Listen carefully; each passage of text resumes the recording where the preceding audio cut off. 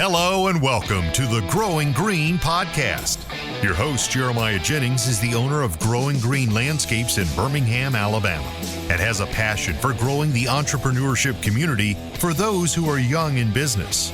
Being a business owner isn't easy, especially in the early years, and that's why in this show we dive into a wide range of topics covering all the challenges small business owners deal with. Even if your company is generating $1 million or more, the stories from our great guest and Jeremiah's own firsthand experiences will propel your business forward. And now, here's your host, Jeremiah Jennings.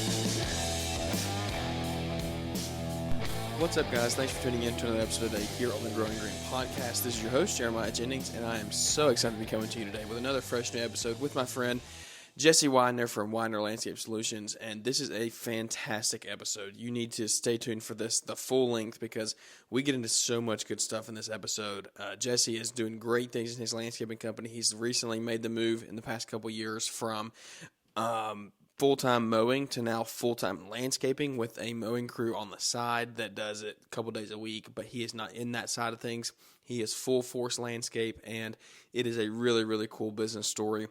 He's got some great things coming up with some new equipment purchases and things like that. So I am so excited to see where his future is in the landscape industry. He's definitely making a name for himself and creating a career and a legacy for his family and his business's future. Super fun time having him on the show. I hope you enjoy this episode. Stay tuned. Let's hop in and hear more from Jesse. So I'm Jesse with Weidner Landscape Solutions. We've been in business since about 2016. I went to college at Ohio State and at my senior year of college, I got a opportunity for my internship, my co-op that went along with my marketing degree to run my own company instead of getting your standard issue desk job internship. So I legitimized the company in 2017. And from that point on, I just kind of thought when I was doing it initially, I thought it was going to just be something to get me through my internship because I'd been doing my little landscaping business while I was in college the whole time just to kind of pay for my daily expenses. So when I legitimized the company, I thought it was just going to be like kind of a degree completion, and then I would get some $50,000 entry level salary marketing job. But I ended up really liking it, doing what I was doing. So I kept at it. And now fast forward to 2023, we are pretty much a full landscape design, softscapes. We don't do any hardscaping or anything. We're solely on the softscapes and the lighting. And that's kind of the path I've chosen to take, is to get really defined in our niche and kind of just be at that level of company. There's a lot of companies around me that are doing hardscaping and a lot of companies doing like just full service everything. So I've tried to really define in my niche what we are good at and try to just duplicate those jobs over and over and, become known around town as the guys who are the really high end softscape landscape design companies. So that's really the target market I've been going for. And that's where I can see ourselves kind of staying for the time being. Now I'm just trying to invest in the right equipment to make our jobs go even faster. My end goal of the company isn't really to grow some massive organization with all these crews and everything. I'm trying to currently get a $10,000 job ticket, say, instead of getting it done in 3 days, getting it done in 2 days by buying more equipment, hiring the right people, paying my really experienced guys a good amount of money to stick around with me and not have to train new employees all the time. So that's kind of the route I'm going now. So as far as like a startup story, it's kind of like everybody else's. But in the last, I'd say since 2020, when I rebranded the company to Weidner Landscape Solutions, we've really gone hard at like exactly the type of jobs we want to do. So now at this point, we're pretty picky with who we work with. They've got to have a certain budget and they've got to be looking for an exact line of work that we're interested in. I don't really go and meet with everyone who comes through our system. I get a lot of requests. Yeah, their lead flow. Yeah. So, I mean, I'm pretty picky about who we go meet with. And like for now, when we're recording this podcast, it's beginning of May. We're booked out till like the end of July already. So Oh wow. I'm just trying to meet with people who are patient. And what I found is that people who contact me, they are generally contacting me to work with us. So they're willing to wait and they Hmm. understand, if they're working with a high end company, we're not going to be able to get to them in 2 to 4 weeks. Yeah. They're calling at the beginning of May. They're going to have to wait a little bit. So that's kind of the market I'm going for. And it's been working out well for us. Yeah, so you answered my question. I was going to ask how long had you made that your target audience? Like you knew what you wanted to niche down to just pretty much landscaping. Now you do have a mowing division, correct? But it's pretty much hands off for you. I do. Yeah, I've got two guys that have been with me, one for 5 years and one for 8 years. And all they want to do is mowing. I think they're crazy for it. I've been trying to get them over to the landscape side, and they do. They do help us with landscaping. I've got about a 3.5 day mowing route. Hmm. So that way we don't get into any issues where they're having to work on the weekends or work crazy hours or anything. Yep. But we've got commercial accounts that we maintain to keep their snow. It's nice. And we've got a really tight route. I mean, they bust out about 60 to 70 properties in 3.5 days. So, Yeah. they're really efficient. They love what they do. They're the type of guys that I don't know. They just like mowing, so I just keep them around. Yeah, And let 'em if do they it. if they ever decide to leave the company, I could see me getting rid of the mowing and just subbing out our commercials just to keep the snow work in the winter. Hmm. But like mowing isn't really something that I would like to have my hands in too much. So since I have two really good guys that basically handle everything, I mean, I handle the customer service end of things, but they're so good that I don't get any complaints. It's more so billing and all that. Yeah. And with our software, it's pretty easy to bill and everything. So since it's kind of just like a steady cash flow, it keeps them working and it allows me to have two more employees on site in the company. So if we have a big job, say for instance, this Friday, we're laying about 25 yards of mulch down in Beaver Creek, and I'm going to bring them out because they're going to have their mowing route done. I'm going to bring them out with us. We'll have 5 guys out on a mowing or this mulch job for 25 yards, and we'll get done with it, in half a day versus us three landscapers, working at it the whole day. So it's nice to have that flexibility and those guys to kind of help with just the extra stuff. But yeah, I've been, as far as the like how long I've been targeting this market, in 2020, I got our first really good opportunity with a friend, or my friend's dad. He had us do some work at his house. He just moved into this really nice house and he wanted a landscape design done. And I'd done some softscape work, like landscape design stuff, but nothing really next level. And he wanted us to redo basically his entire property. Is in like the nicest neighborhood in our town. And I have a good friend who I also went to Ohio State with that is an architect, and he basically designs car dealerships around the country for BMW, I think their company does. So he does like 3D renderings and stuff for them.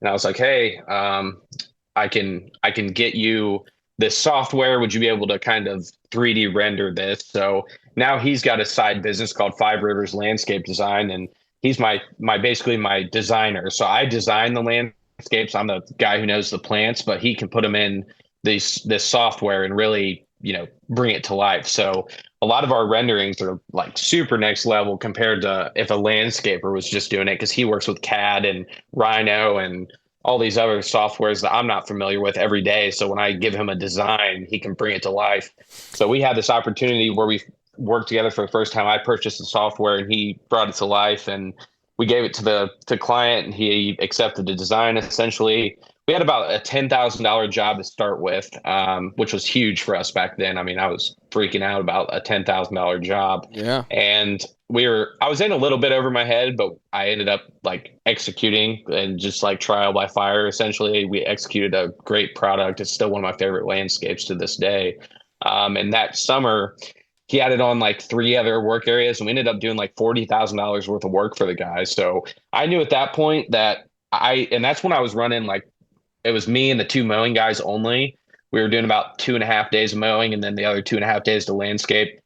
At that point, I knew that the money was in landscaping. Hmm. So the following season, I turned the mowing over to those guys, hired another guy, and me and him went out and did landscaping every day.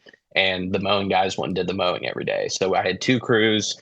And from that point on, and I tried to get into the landscape design stuff like more and more, but it wasn't like in 2020 we had this one job and that's all we were doing. We were doing a lot of maintenance, a lot of mulching, shrub trimmings, things of that nature. But we've really got towards, just I was only posting landscape design stuff. So I think over time, people got to know that we were a good landscape design company. And now, 3-4 seasons after the fact, we're getting calls pretty much essentially for that. I don't get a lot of maintenance calls. Really, the only maintenance that I want to do is landscapes that we've installed. So it's like design, install, maintain is kind of our company direction. So I will do maintenance, but I really only want to do maintenance for either people that we've been maintaining for a long time or for people that we've designed and installed for. Because I'd like to see our landscapes stay looking good instead of just kind of leaving them to dry and going with another company where I know the inner workings of the entire project. If we did landscape lighting, if we did drip irrigation, I can diagnose and fix stuff a lot quicker than other people would be able to. So I like to kind of keep them on like a maintenance program where we come in the spring, spring cleanup, and then in the fall do a fall cleanup. So, and that kind of keeps work coming in when it's a little slow. Like, we're not doing a lot of landscape installs in March. So it's good to kind of do that maintenance stuff. And same thing with the fall, like November, it's good to have those fall cleanups. So, and that's kind of another reason I keep the mowing around is because in the fall, we get a lot of leaves. So those fall cleanups kind of tie up where in, November and December, when we're a little slow on the landscape design end, we can, because that's a lot of times where guys will do hardscaping. And since we're not doing hardscaping, it's nice to have that maintenance coming in. But well, you know what you got to do now that you're doing landscape lighting, you got to get into Christmas lights this year.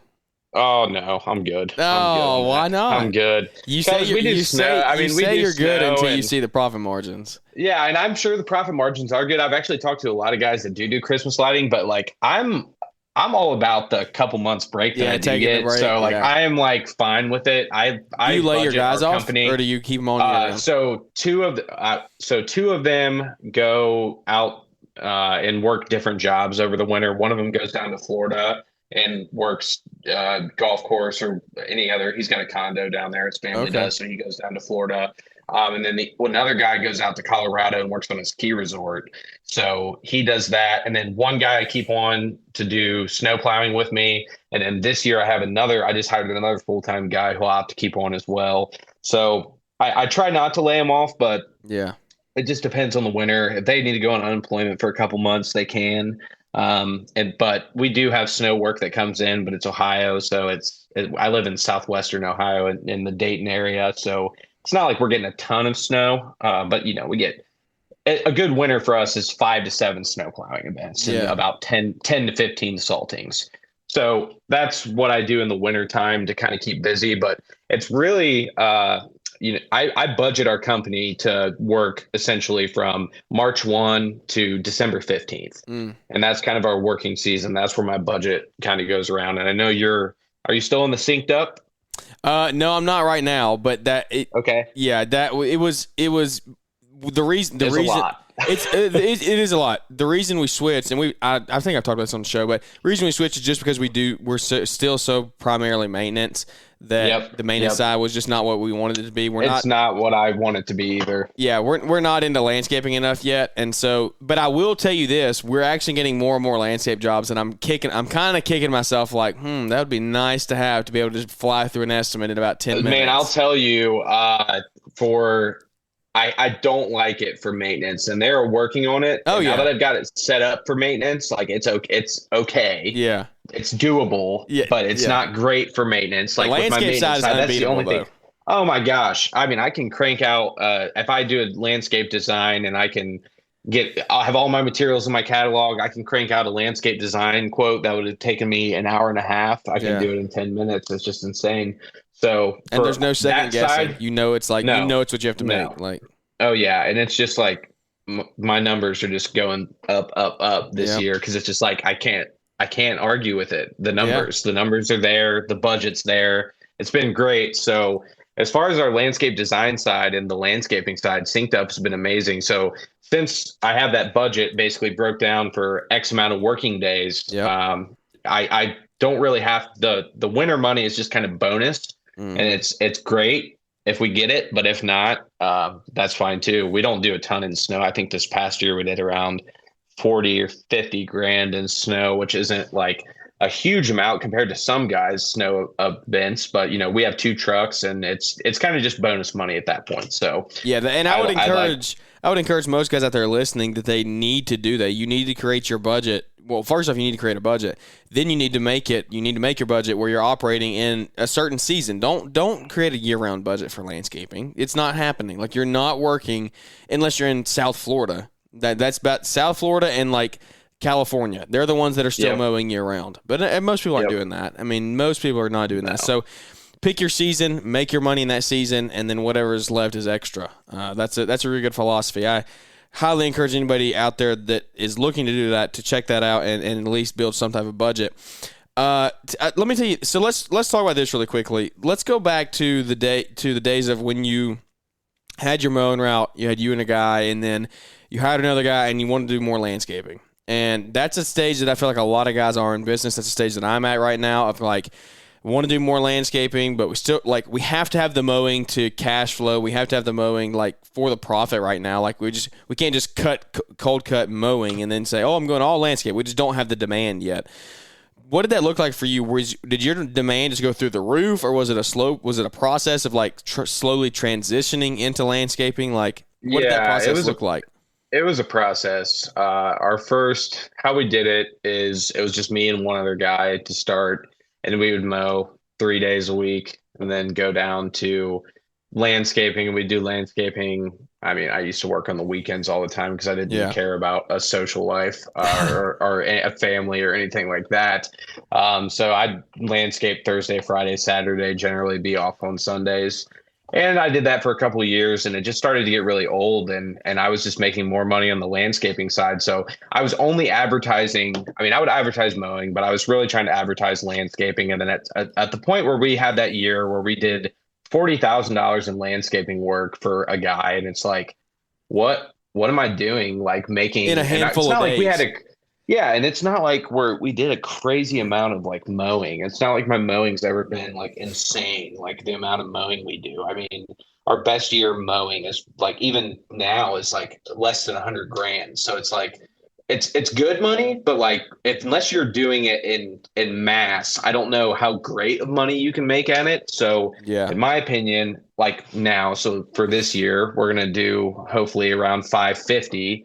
And less than 100 of that is going to be in mowing, and it's going to be 2 guys on the mowing crew and 3 guys on the landscaping crew. So when you look at those kind of numbers broken down, it just made sense to me at the time to get into that landscaping side of things. So I will say the first year we did it, it was a little like scary to split into 2 crews and keep that many guys moving. Yeah. But if you've got your mowing route set up to where 2 guys can work at least 3 to 4 days a week, the hardest thing is finding the people to run your mowing crew. Yeah. I mean, I luckily mowed with my guys like for a long time with them. So they knew exactly how I like things. And I've had the same guys for, years now. So I've been blessed to have my guys stick around, but I'm also paying them a lot of money to stick around. Yeah. So you have to be able to find the guys you can trust, and it's really hard that's the biggest hurdle, I think, is to find the guys to run the mowing crew. But when you get to the point where if you're wanting to transition into landscaping, once you start like filling out your schedule landscaping and you have that kind of, demand, if you let the mowing go, it's going to be all right. Like, you're going to be able to make that up in landscaping. But I would say the best way to do it is to kind of transition and do that like 2 to 3 days a week mowing, then the rest of the week landscaping. But the problem is when you do that is if you get rained out on the mowing days, you get to the point where it's like you cannot get the landscaping done. It keeps getting pushed back because the yards have to be mowed no matter what. So that's kind of what made me like have to get the second crew going. And the first year it was a little nerve-wracking, but my guys did a great job and they're still doing a great job. But like I said, I mean, you just got to find guys. And I've just been blessed to have the guys I have had. I mean, I've never had an employee. I've had one guy who's like a part-time guy leave the company. Everybody else I've hired on full-time is still with me. So, Yeah.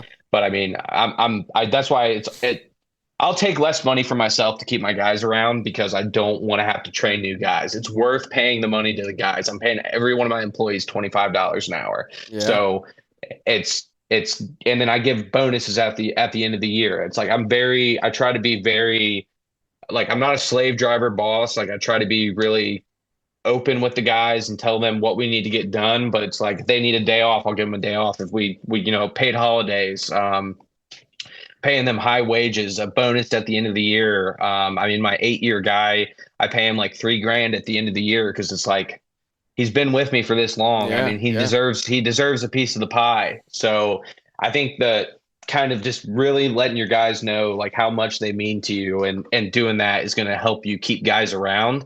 And the guy, like, your employees is the only way you're going to be able to transition from mowing to landscaping, is to be able to have that. As far as the demand goes, I think, like, obviously, like, you're only posting about landscaping. You're posting on Facebook. You get a Google business listing. A Google business listing has like been our biggest like foot in the door. I've got like 58. I've made a big push to get a bunch of Google reviews. Mm-hmm. We have like 58 5-star reviews, and we're ranking like number one in our city for landscaping. And we're ranking like in Dayton, the entire Dayton market, we're ranking like number 3 or 4. So like, I'm getting a lot of like leads, just not even paying for them. I mean, like I said, I'm booked out until late July already, just because we're getting a lot of calls from people from that Google business listing. And I don't pay for any marketing. I don't do any paid marketing. It's all word of mouth or Google business listing or Facebook. And I really don't post on Facebook that often. It's more just that Google business listing is like my cheddar train. Yeah, I mean, like, yeah. that drives so much traffic to us. And I have us classified as a landscape designer, and I only post like our good jobs. I post pictures of all the jobs we're doing all the time. I mean, I'm just very active on the Google business listing. And I think that is where you can really get a lot of free advertising. So even if it's like your friends, family, whatever, get the freaking 5-star reviews. Yeah, I mean, like, yeah. get them. Yeah. Like, who cares who it comes from? I mean, obviously customers leaving like genuine reviews is obviously the best way. But when I send invoices out, and like now I have like a review link on all my invoices, because I know we're doing good work. And it's like, if they just like leave a review, even like one every 2 weeks, like, will mean something. So try to rank high in the Google business listing. I hope that answers your question. It was a long process to get there, but I think just going from the 3 days mowing, 2 days landscaping, eventually it's like you have so much landscaping work. It's like, mowing is costing me money. That's when you have to make either the decision, like my friend Dylan with Brilliant Gardens, you have to make the decision to either drop it altogether, or you have to make the decision to let your guys take over. It's one or the other, because you can't mowing is going to top out at some point unless you get more crews. If you want to make a lot of money doing just you and a couple guys, landscaping is what you need to get into, because like, you're going to top out around, I don't know, there might be guys doing 150 grand with 2 guys doing mowing, but like, I don't know of anyone doing like $500,000 with doing mowing. You got to make either the jump to be fully landscaping, or have a crew of guys take over the mowing and get into landscaping. It's one or the other, in my opinion. Otherwise, you just top out. Yeah, and I would say the benefit to having the mowing side is the cash flow side of it. I mean, even if you can place the guys, you can help somebody else have a good career. Then look at it as like, hey, I'm gonna help you have a career. I'm gonna create a job that you like, that you enjoy. You need to work on your work environment, make sure that they like what they're doing. But if you can do that and say, hey, look, you're gonna work 3 days a week mowing, and the rest of the time you're gonna help me, then the cash flow that mowing does bring in, even though it might not be super high profit margins, it is still cash flow while you're in that stage of transitioning into landscaping. And like, landscape, when you get into bigger jobs. What'd you say?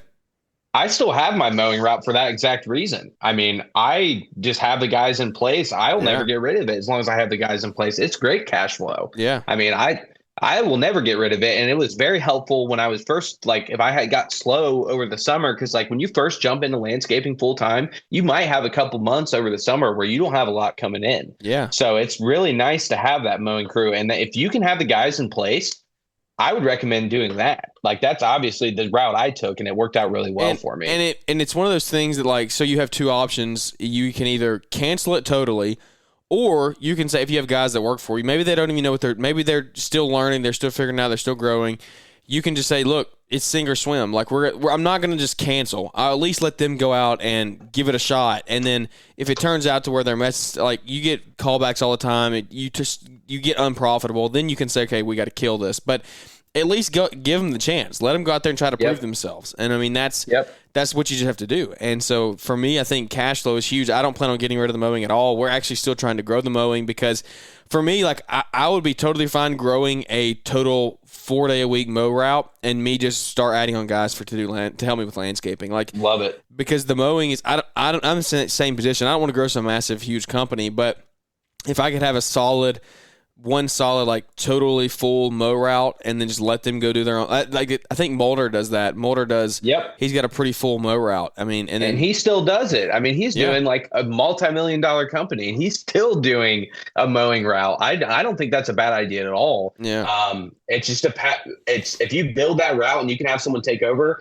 My guys, I was nervous about letting them take over without me, and look at where they are now. I mean, they mow. I can't even mow straight stripes anymore. I don't even mow my own grass. So it's like I'm rusty, but I this year I had to buy 2 new Skag mowers because our Ferrises were breaking down, and it took forever to get parts. That's how it is these days. So I went and got them 2 new mowers, and it's like, keep those guys happy, keep the breakdowns minimal. Yeah, they keep the breakdowns minimal. They don't have to worry about equipment breaking down and have more headaches on their end. So that's my philosophy about that. And I do think it's okay to keep the mowing route. And like I said, I have mine. And at this point of the company, like, if those guys do leave, like, I'll let it go because of where we're at. Yeah. But we're an established, like, name now at this point, and I don't see, like, us getting slow. But 2 years ago, you wouldn't have. No, exactly. I wouldn't have. I wouldn't have. And that's the guys. That's the guys that I think are listening to the show right now. You're in that boat of, because like I said, I'm in that boat. I understand that feeling of you're still in the transition mode, and so you got to give your best effort to both sides. Yeah, and if we can talk real quick about, like, getting into the landscaping side, just about kind of the equipment purchasing route I would take. I have some experience with that. So, and I saw you just bought a 7x14 dump trailer. I'm glad you went with the 7x14. Great decision. Because, so a dump trailer is going to be the first thing I would recommend to purchase. We did it with a utility trailer for a while. We'd rip tarps up and pulling them across the gate. It's lunacy. It's terrible. Don't do it. Yeah. I mean, you have to do it for a little bit. Yeah, you do. I've done it. I did it for 4 years. Yeah, especially if you don't have outside, like, mommy and daddy's money coming to bail you out and buy you the nice equipment. So if you are in that position, dump trailer is number 1 on the list of things to purchase for landscaping. I would say after that, as soon as possible, get and don't, like, overextend yourself on debt. A mini skid would be the next thing I would purchase, and this is for softscaping only. Like I said, I don't do any hardscaping, so I'm using my experience. So let me interrupt you and pause you here. I want to hear the rest of where you're going. What is your take on subcompact versus mini skid for softscape landscape only? A subcompact tractor versus a mini skid. Have you ever dealt with one? Yeah, I've dealt with a subcompact. A subcompact tractor is as good as, like, a mulch mover if you want like a mulch mover. But I mean, if you want to, like, dump the piles of mulch or dirt or something, sure, but, like, it doesn't have any power to do anything, like, grading wise. If you get, like, a big, like, BT26 Kubota or B26, whatever that model is, it's huge. I mean, like, if you want, like, power, you have to get that. But in my opinion, like, a subcompact tractor is as good as, like the mulch bucket on the front of the Toro. I mean, it's just like I've rented one from Home Depot. It's better. I mean, obviously it's better, but, like, a mini skid is so much better than a subcompact tractor. And I will say for the grading is if you're doing a lot of grading and sod work, 100%. And if you're digging out bushes or digging out stumps or anything of that nature, or lifting, like, 1,000 pounds, Yeah. you need the mini skid. Like Yeah. the mini skid is the way to go. I know it's more expensive, but well worth the money. I have a MT100 Bobcat, and I bought it for like 27,000 pre-COVID. Now it's like 35. Yeah, that's crazy. But 0% loan. I put like I want to say I put like 10 grand down on it, but it was my only debt at the time. Yeah. And I just paid off that thing. And, it's been a great piece of equipment. I've had it for 3 years now, and it's been Now, will that lift game changer. Will that lift a full pallet of sod? No. Okay. It's 1,000 pounds is its max, but with the weight kit on the back, we can lift like 1,300 pounds. But no, it doesn't have the capacity to lift a full pallet of sod. But you can take off like the Just top a few 15 rolls, and then you've got the rest of it. You can move it around. But just for like moving anything, I would say mini skid number one, and dump trailer, then mini skid, because you have to have the dump trailer to haul around the mini skid, and rent the mini skid a bunch. You need to be like at least spending, I would say, $7,000 a year in rental fees before you even think about purchasing a mini skid. You need to be spending more in rental fees than you would the payments on your piece of equipment. So my payments for a 3 year, the demand has to be there. Yeah, my payments for a 3 year 0% loan, I think were like 700. So 700 times 12, whatever that math is, you need like 9 grand. You need to be at least renting 9 grand worth of mini skid throughout the year to like justify making the piece like purchase. Because otherwise, rent it. I rented it that whole year. I did that $40,000 job in 2020. We rented it all year. I had like $15,000 in equipment rental. And I'm like, man, that was like half of a mini skid. I should have bought it. But I bought it the following year. And then I find myself using it for smaller jobs that I wouldn't have gone and rent it for. Yeah. And now it's like I take it everywhere. That's my thing. So I agree with what you're saying there. Do you have are you pretty close to a rental yard, or do you like Home Depot? Yeah. No, we got a Vandalia rental. It's like 15 minutes, 20 minutes from my house. But the problem is with the rental yards, it's great no matter what, but you've got to wait 30 minutes to get your thing loaded. And you never know if it's going to be in stock. You never know if they're going to have availability. Well, yeah. And if you call even like a couple days before, they could tell you no, and then you're going to a different rental yard. And it's just a whole process. But you have to kind of make that jump to get into the point where you want to buy one and you have the means to purchase a piece of equipment. So I would rent, and then after you get the mini skid, and like I said, keep your debt load as low as possible. I've used debt to grow the company, but I never have like more than one or two things on loan at one time. Yeah. And then I went and purchased a dump truck, a 3,500 dump truck from Chance Daily Hustle. I actually flew out to South Dakota, and he picked me up from the airport and drove me to a shop, and I bought his dump truck. I got a good deal on it for a 1-ton dump. And I would say like after that, like, you get your dump truck, mini skid, dump trailer, you're pretty well set up to do any softscaping job. I have a mini excavator on order that I'm about to get with the Encon on the front of it. Is just going to be like an absolute weapon. But that's just because we're at E20. So it's going to be a small one. It's like Mulder's like littlest one with the E20. So I have that on order. I'm supposed to be getting it in a couple weeks. Super pumped about it, but it's like I'm at the point now where it's like I have everything I basically need, and I don't want to grow the company outwardly with more crews or anything. I don't want to spend money getting new trucks if all mine work well. So I buy a piece of equipment.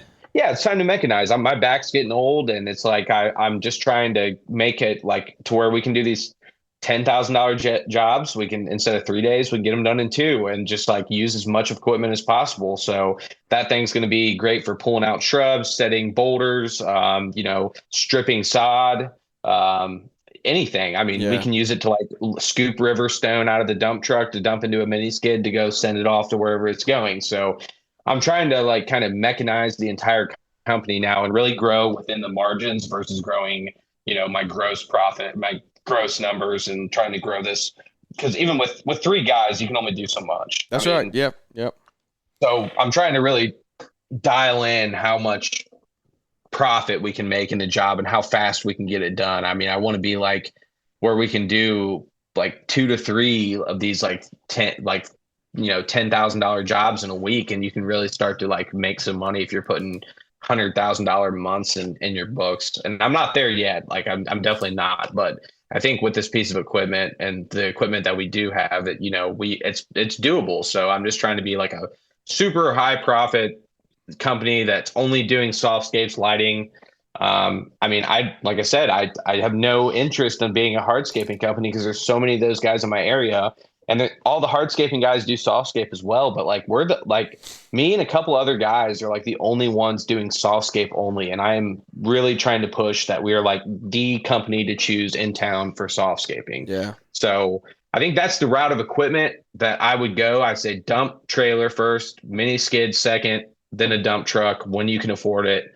And then you can start kind of picking your fun pieces of equipment. I would say after that. Mini X, honestly. Like, I mean, I'm not to Mini that. X. I'm not to that point, but I know, like, I've done landscape jobs where I've had a buddy come and that does more dirt work, and he has a Mini X, and like the time that thing saves, just being able to put that thing in one spot, move the boom, and just reach and grab all these bushes, and you yank a whole front landscape out in 10 minutes, like literally 10 minutes.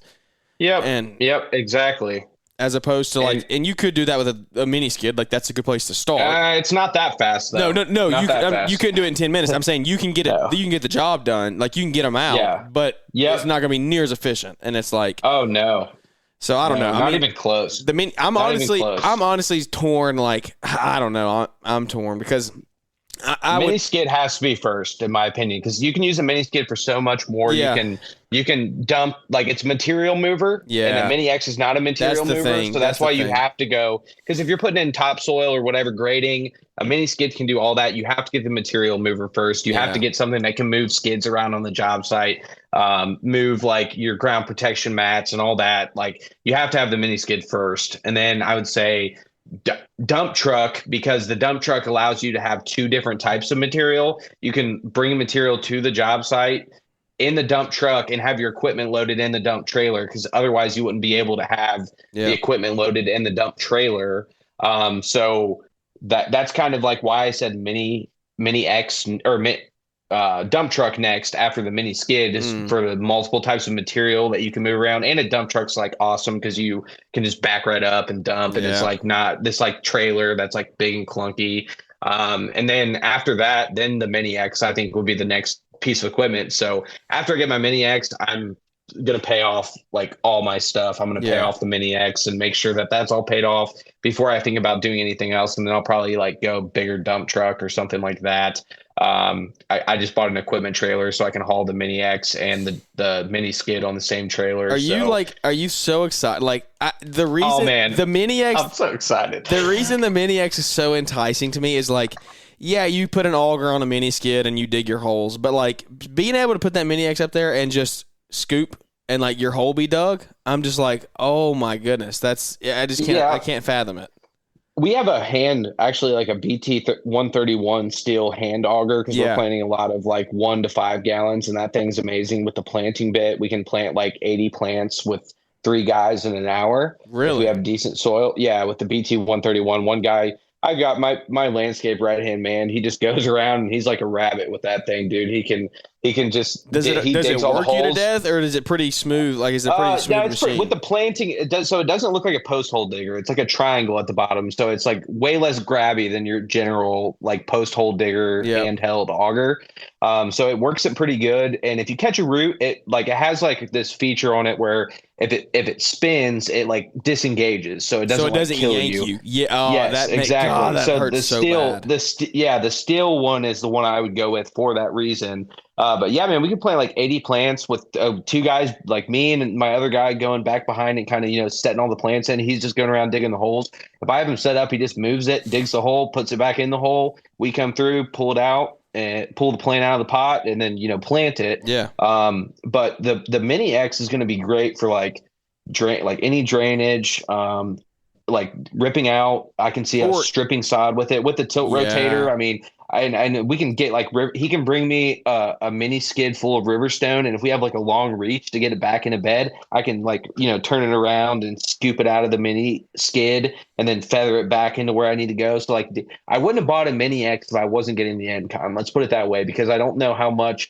a Mini X would I mean, it would have helped, but we don't like rent one all that often. But with the Yeah. Encon, it's way different because you can use it in so many different ways. Like I can, turn my bucket and scoop out this perfect bed edge, Well, and there's just so many attachments. yeah, I was yep, watching a video tonight. I didn't even know this attachment existed. It was a soil condition, like a sifter for an yep. for an Oh, I saw that. yeah. Yeah, I was like, yeah, I my saw mind that is thing. blown. Like you just dig your dirt out, turn it upside down, and then it just makes it beautiful to lay your sod. And I was like, holy cow! Yeah, that's awesome. And at the size I'm getting, I don't have every attachment available, but my biggest things is I'm going to get the grapple. I'm going to get a CMP grapple. I'm going to get a 35-inch bucket, like a grading bucket. I'm going to get a 12-inch tooth bucket so I can dig drainage and dig out stumps and stuff. And then I'm going to weld up a grading beam.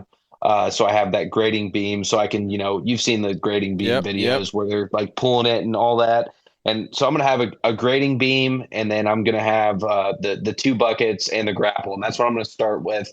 And wherever it takes me from there is where we'll go. But yeah, that's what I'm starting with. Encon doesn't have financing, so I'm paying for the Encon, and then I'm financing the excavator at 0%. So the Wow, I didn't machine even think that was total, still a it's thing like, anymore. yeah, it is. It is. If you do a 2-year, it's zero. You can still get 0%. So I'm Wow. going to be all into this thing with attachments, like 80 grand. Yeah. But if I went up in size, it would be like 130. So like I think like at our size company for softscaping, I was talking to Mulder about it quite a bit, and he's like, dude, like if you're only doing softscaping and you don't have any like crazy big walls that you're setting and all that you need like the extra juice for, it's like that will be an absolute weapon. And that's what I'm trying to make it. I'm trying to make it like where we could come in and we're just like fully mechanized. We're not going to be, I'm done digging drainage by hand, man. Like I'm done with it. Right. So it's just like, I'm ready to. Do you have a trencher for your mini skid? No, but I'll rent one on occasion. Okay. Like if we have a lot of drainage, but a lot of times, like it's just me and my guys. Like if we just dig in 10-foot downspout, that 10-foot downspout lines, it's like spades and pickaxe. Like it's annoying, and like I'm just tired of it. So, but like I said, this is all an 8-year process in the making. I don't want to make it seem like it's easy because like I have like lower back issues and like I've slipped discs and all that. Like I've got the scars to show the long road that it's taken to get here. Yeah. And I mean, I'm excited to see where we're going to go in the next, 5 to 10 years. Cause I feel like I still am like a small fish in our market. I mean, a lot, we're having success, but I really don't think that we're even close to like a finished product or we've made it by any means. I'm just trying to get ahead of the people having employee issues, people having, guys not show up. It's hard to find people. Like I've been blessed to keep my guys, but I want to have like this equipment kind of already there. So it's like if me and one other guy need to go out and run a job, we're not really losing a step. So I'm really excited to see what it'll do for us because I look up to all these guys on our social media that are just killing the game. And it's like, if I can even have like 10% of what they're doing, it's like where I want to go. And I'm just really excited for what's to come. And, I'm thankful for the long road that's gotten us here, but it's just like, we're just getting started. I feel like. Yeah, that's awesome, dude. Well, dude, it's getting late. I don't want to hold you too much longer. I got one question though before we wrap up, or two really. But the first one is, so back in the day when you were mowing 3 or 4 days a week, you could somebody would get you on their property for $500, $600, $700, like maybe even less than that. But back when that was like you were just mowing, mechanization. I mean, mobilization wasn't some huge ordeal. Now, and if you listen to Caleb Allman and the Kid Contractor podcast, he talks about this. Mobilization is just hard. Like it's expensive. So how have you grown your pricing along with that now, especially now when you get the Mini X? Like your mobilization has just gone from you have a mini skid and a trailer to now possibly a mini skid, a dump truck, a trailer, and a deck over with a Mini X all going to one job possibly. 2 trailers, 2 trucks, all going out. Install jobs, like our new minimum, our minimum right now, if like that equipment is going on site, is like $3,000. Like if you want to get us on your property with that equipment, it's going to be $3,000, and it needs to be a serious job. If we're just doing maintenance, our minimum to show up is $750. Okay. So, and that's without any of the equipment. Like Yeah, none of that's the equipment's just coming. labor. It's a dump truck, a dump trailer, and 3 guys showing up. Yeah. I mean, it's just labor essentially. No, it's maintenance, so you can still be pretty profitable. But if that equipment's coming out, we're going to be at $3,000, and honestly, that stiffs out a lot of like the junk. The bottom feeders. Yep. That's why I asked on that. our website, we actually have a on our website contact form, like your estimated budget. So we have a 1,500 to 3,000, and that really is only there for like people who are inquiring about maintenance. If people inquire about landscape installation and they put their budget at 15 to 3, I'm already very skeptical of what they're inquiring about, because most landscape installs are not going to be in that 15 to 3 range for us. Very, very small. So then we have a 3 to 10 range, which a lot of people fall into that. And then we've got a 10 to 20 and a 20,000 plus. So if someone's putting in the 10 to 20 or 20,000 plus, I automatically take them very seriously. 3 to 10, I automatically give them a call, because I'm still very interested, because a lot of our jobs are in that 3 to 10 range. Our average ticket right now is like in between 7 and say 15. So that's kind of our bread and butter. But the 15 to 3 is really only for like the maintenance stuff. If they're inquiring about, I had a new build that just reached out and they're like, yeah, we need 9,000 square foot of sod plus a new landscape. Our budget's 15 to 3. I'm like, in what world? Unattainable. Yeah. I was like, this is unattainable budget. I'm not sure if you like misprinted or whatever, but they're like, no, that is our budget. I'm like, well, we're not the right company. Good luck. For you. Yeah. So yeah, so it's cool to have like that like process on the website to like kind of weed out the people. So that's why I put that on there. That's a good filter. Yeah. Yep. I love it, man. I love it. Well, our final question for you, we try to ask all our guests this. It's pretty simple, but it can be complex. It's just, what is your why? My wife and I have our first kid on the way.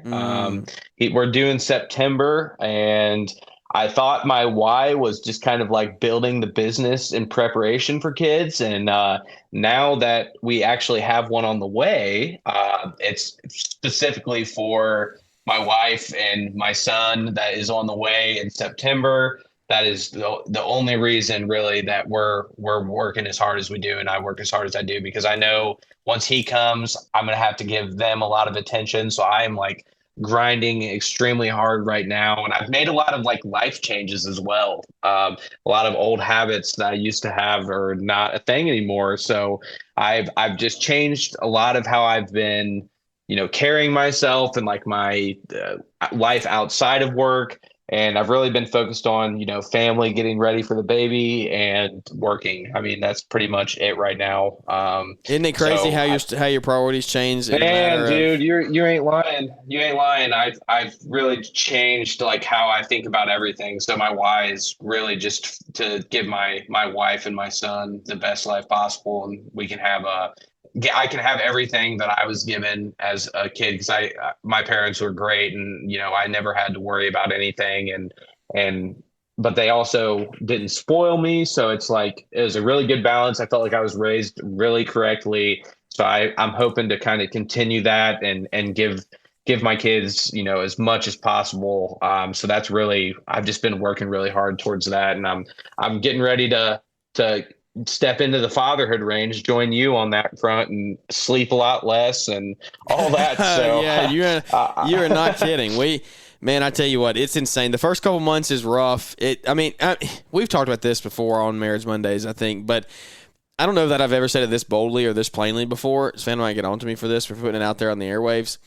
Dude, let's just be honest. The first 3 to 4 months just absolutely suck. If we're being totally honest, they just suck. Like, I've heard it's great because they're cool, they're small, they're new, you love them, you want to soak up every moment. Like, I don't mean that. I'm not saying that in any type of way, but it's so like your lack of sleep is just like so. It's overwhelming. It's overwhelming. luckily for you, so you're on literally the same schedule within like 4 days as we are.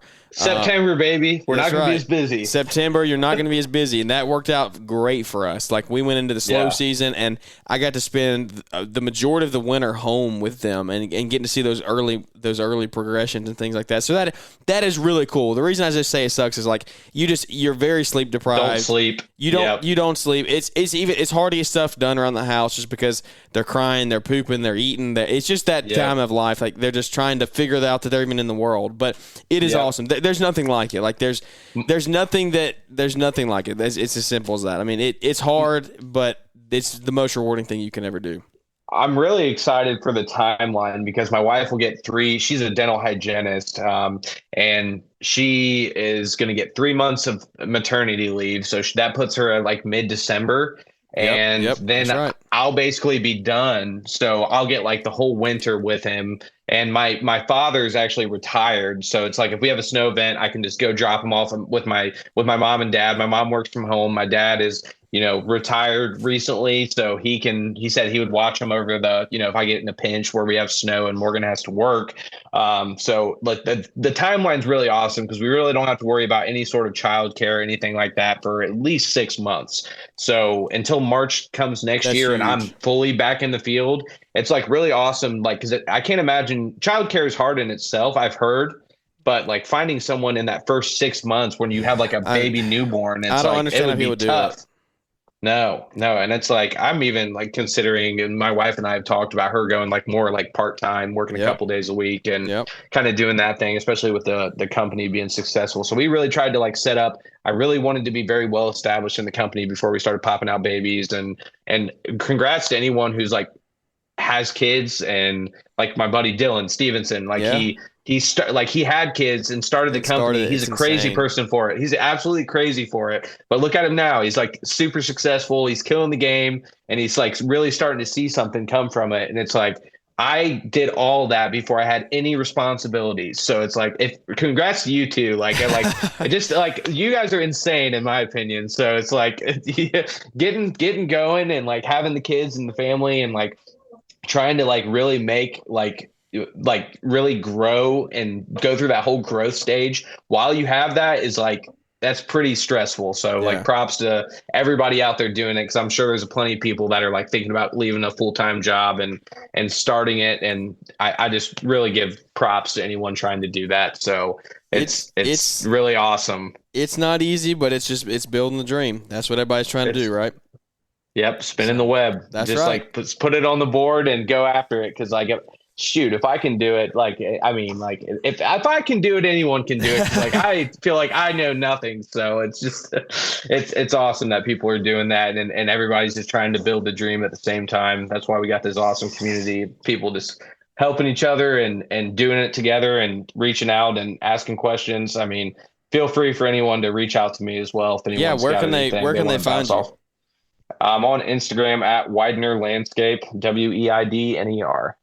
Sounds good, man. I love it. Well, thank you so much for coming and joining us this evening. It's been a true honor. I really appreciate you spending some time with us. I know it's getting late, but at this time of year, spring rush, I feel like nobody sleeps anyway. You just go from one day to the next and try to get everything in. So I love it. Dude, that's how it is. That's right. All right. Well, thanks for having me, man. I appreciate it. Absolutely, dude. Well, guys, thank you so much for tuning into the show today. I hope you did enjoy it. I hope it brought you some value. Actually, I know it brought you some value if you listened in and took any notes. Just go back and listen to it again if you need to. There's a lot of great advice in here. So I really appreciate y'all tuning in and sharing the show. And so it's been a huge honor just getting to hang out with y'all over the last almost 2 years of the podcast. It means more to us than anything, just being able to come and share our thoughts, our opinions, our values, and then get great guests on like Jesse to do the same. So thank you guys for tuning into the show. We look forward to catching up with everybody here on the next episode. Thanks for tuning in to the Growing Green podcast. It is an honor to have you listening, and we hope you receive valuable advice to help take your business to the next level. Don't forget to follow the podcast so you'll be notified when our next episode drops.